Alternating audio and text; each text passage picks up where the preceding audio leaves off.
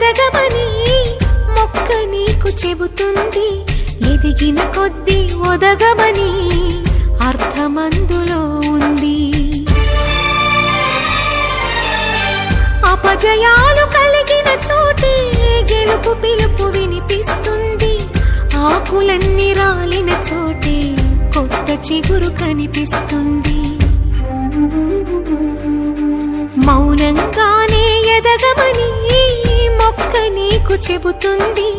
ఎదిగిన కొద్దీ ఒదగమని అర్థమందులో ఉంది.